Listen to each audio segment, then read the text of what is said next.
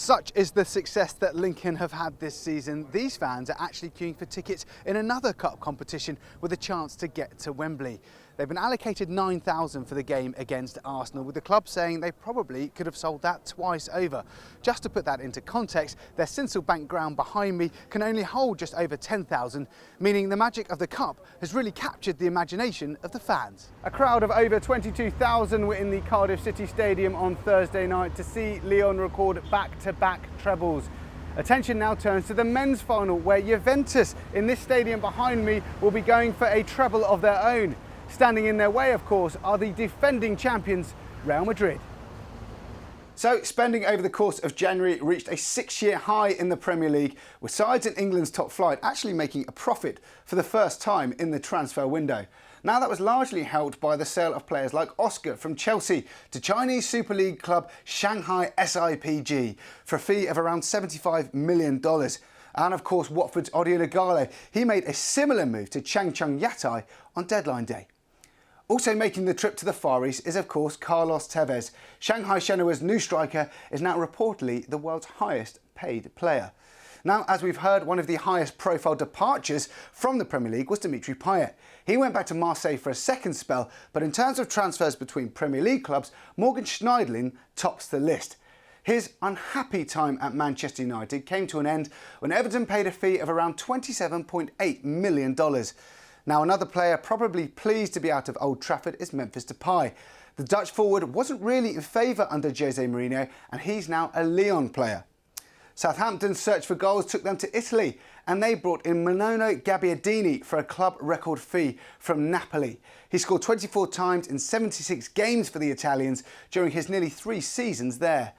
Now, lower down the Premier League, and Burnley were busy on deadline day, bringing in Ashley Westwood from Aston Villa before breaking their transfer record on Robbie Brady from Norwich. He, of course, scored that famous goal for Ireland against Italy at Euro 2016.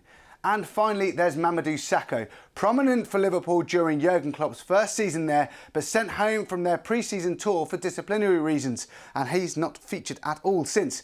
In the final hours of deadline day, he saw himself go out of Anfield and has joined up with Crystal Palace on loan until the end of the season. Anthony Joshua has quite literally smashed through every opponent so far in his professional career, of course taking him to a world title. Another victory to add to his unblemished record on Saturday at Wembley Stadium, just a few hundred yards away from where this public workout is taking place at Wembley Arena, will take his career to a whole new level.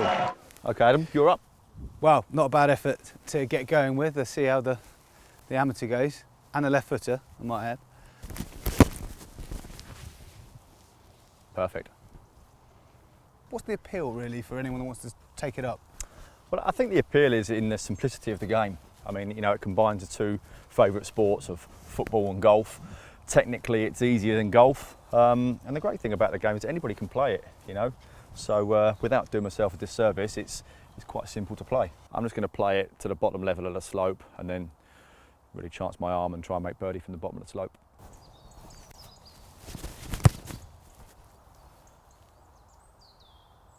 Get up, get up. Oh, he's not, is he? Wow. Never in doubt, was it? Never in doubt. Easy sport. Yeah, I don't know what your fuss is about. You could be European champion in 2 months' time. All seems a little bit quiet now, but you can expect a lot more noise on November the 5th when a sellout crowd of 2,000 will cram in here to Mersthams Moatside Stadium for one of the most historic days in the football calendar. And in a one-off game, anything can happen. Merstham warmed up for the big day in a slightly less prestigious cup competition seen by a crowd of just 154.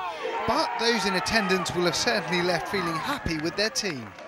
So a narrow but entertaining 4-3 win for Merstham in their final home game before their FA Cup date with Oxford United.